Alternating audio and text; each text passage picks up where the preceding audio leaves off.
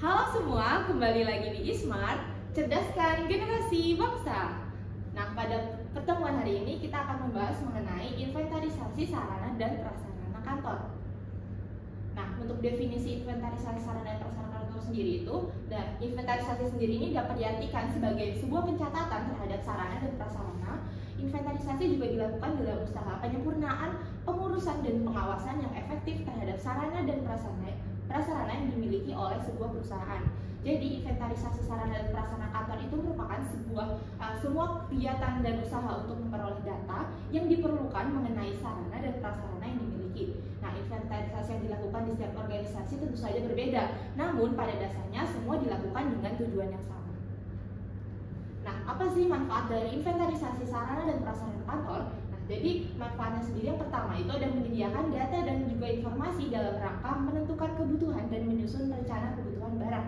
Yang kedua itu ada memberikan data dan juga informasi untuk dijadikan sebagai bahan ataupun pedoman dalam pengarahan pengadaan barang, dan memberikan data dan informasi untuk dijadikan sebagai bahan ataupun pedoman dalam penyaluran barang, memberikan data dan informasi dalam menentukan keadaan barang yang tua, rusak atau selebihnya sebagai dasar untuk bagaimana menetapkan penghapusannya. Dan yang terakhir yaitu memberikan data dan juga informasi dalam rangka memudahkan pengawasan dan juga pengendalian barang. Nah, untuk selanjutnya itu tujuan dari inventarisasi sarana dan prasarana kantor itu sendiri. Yang pertama, agar peralatan tidak mudah hilang, adanya bukti secara tertulis juga terhadap kegiatan pengelolaan barang sehingga dapat dipertanggungjawabkan, dan memudahkan dalam pengecekan barang, memudahkan dalam pengawasan, serta memudahkan ketika mengadakan kegiatan mutasi ataupun penghapusan barang. Nah, dasar hukum dari inventarisasi sarana dan prasarana ini juga terdapat pada Peraturan Pemerintah atau PP nomor 6 tahun 2006, di mana tentang pengelolaan barang milik negara ataupun daerah yang mengatur tentang hak kepemilikan, pengelolaan, dan hak atas kuasa harta atau kekayaan milik negara.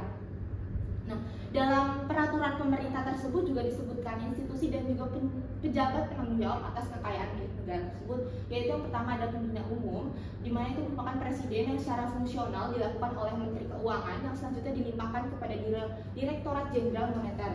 Nah, selanjutnya itu ada penguasaan barang inventaris oleh semua pejabat eselon 1 dan Kakanwil atau pembantu penguasaan unit pengurusan barang atau PBI, yang merupakan kantor atau satuan kerja tempat barang milik atau kekayaan negara berada.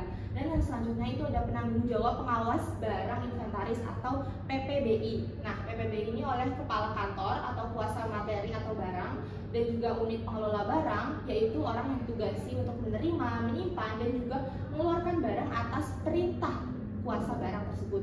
Dan pada umumnya bendahara materi itu merupakan penguasa gudang. Dan selanjutnya itu ada perlengkapan dalam inventarisasi barang. Yang pertama itu ada buku induk barang inventaris, di mana buku induk barang inventaris ini adalah buku yang digunakan untuk mencatat semua barang inventaris yang pernah dimiliki oleh suatu perusahaan tersebut. Contohnya itu ada ini, yang pertama ada identitasnya, nama alamatnya, terus ada nomor urut, tanggal pembuatan, kode barangnya apa, nama barangnya apa, keterangan barang atau merek, nomor ukuran dan lain sebagainya, serta kuantitas seberapa, nama satuannya, tahun pembuatan asal barang, kelengkapan dokumen dan juga tanggal penyerahan atau perolehan barang tersebut, serta keadaan barangnya bagaimana, harga dan juga keterangannya. Nah, itu semua dicantumkan pada buku induk barang inventaris. Untuk perlengkapan yang selanjutnya itu ada buku golongan barang inventaris. Nah, untuk buku golongan barang inventaris sendiri ini merupakan buku pembantu yang digunakan untuk mencatat barang-barang inventaris menurut golongan yang telah ditentukan. Buku ini sendiri digunakan untuk mencatat barang yang tidak habis pakai. Nah, buku contohnya yang pertama itu ada golongan barangan yang termasuk jenis barang apa, angka sandi jenis barangnya apa, nomor urut buku induknya berapa, kode barang, dan juga ada nama barang, ada keterangan barangnya apa, kuantitasnya, nama satuan, tahun pembuatan, asal barang, keadaan barang, harga, dan juga keterangannya. Dan itu dicantumkan dalam buku golongan barang inventaris. Untuk selanjutnya itu ada langkah-langkah inventarisasi sarana dan prasarana kantor. Nah, langkah-langkah yang pertama itu adalah pengklasifikasian barang. Nah, untuk pengklasifikasian barang ini, barang habis pakai ataupun tidak habis pakai itu penting untuk manajemen dari inventarisasi bisnis tersebut. Yang pertama itu dalam penggunaannya. Barang habis pakai itu hanya bisa digunakan sampai batas waktu atau jumlah tertentu saja. Namun sedangkan untuk barang tidak habis pakai digunakan selamanya atau sampai batas waktu yang sangat lama. Nah, dari contoh barang habis pakai sendiri seperti bahan makanan, pakaian, perlengkapan mandi, perlengkapan rumah tangga, dan juga alat konsumsi. Untuk contoh barang tidak habis pakai sendiri seperti rumah mobil dan juga peralatan rumah tangga seperti mesin cuci, lemari es, dan juga kulkas. Ataupun dalam kantor sendiri itu barang habis pakai seperti kertas dan juga paper lainnya. Nah, untuk barang tidak habis pakai seperti untuk penunjang dari adanya sebuah kegiatan tersebut. Next.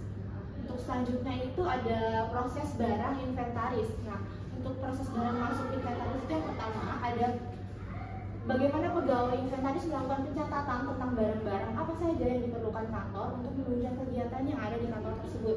Untuk selanjutnya itu setelah mengetahui apa saja yang diperlukan, pegawai inventaris sendiri ini akan melaporkan kepada pimpinan untuk mengetahui disetujui atau tidaknya pembelian barang inventaris tersebut di kantor. Nah, setelah disetujui oleh pimpinan, pegawai akan membeli barang-barang inventaris yang diperlukan di kantor tersebut. Langkah selanjutnya yaitu barang-barang yang sudah dibeli akan dicocokkan dengan kwitansi pembelian yang ada. Selanjutnya akan dibuatkan kwitansi kantor untuk disetujui atau ditandatangani oleh bendahara bidang. Dan langkah yang terakhir yaitu kwitansi yang telah dibuat akan direkap menurut tanggal, bulan, dan tahun pada buku besar untuk memudahkan pencarian. Nah, untuk selanjutnya ini ada proses pemeriksaan pemakaian barang habis pakai sendiri, di mana yang pertama itu dalam proses pemeriksaan pemakaian barang habis pakai, pegawai mengecek barang mana saja sih yang sudah berkurang atau habis terpakai. Dan yang selanjutnya pegawai inventaris tersebut akan mencatat barang inventaris apa saja yang telah digunakan ke dalam buku besar. Juga pada proses pemakaian barang inventaris ini akan dicatat kode pemakaiannya apa, kode barangnya, jumlah, dan juga tanggal pemakaian, serta mencatat kondisi barang dengan kondisi barang habis atau sisa setelah semua dicatat. Setelah semua dicatat, maka catatan tersebut juga akan dilaporkan ke pimpinan. Nah, untuk yang terakhir itu pada proses pemeriksaan dan juga penghapusan barang sendiri. Yang pertama itu pegawai inventaris mengecek barang tersebut di tiap ruangan dan melakukan perawatan terlebih dahulu. Jika barang tersebut rusak berat dan juga tidak dapat diperbaiki, maka pegawai inventaris mencatat barang tersebut ke dalam pengajuan penghapusan barang inventaris. Nah, pada selanjutnya proses penghapusan barang inventaris akan dicatat nomor penghapusannya, kode barangnya, nama penghapusannya, tanggal, jumlah, dan juga keterangan kondisi barang tersebut. Dan yang terakhir, setelah semua dicatat, maka catatan tersebut akan dilaporkan kepada pimpinan. Nah, mungkin itu saja terkait materi pada hari ini terkait inventarisasi sarana dan prasarana kantor. Terima kasih dan selamat belajar.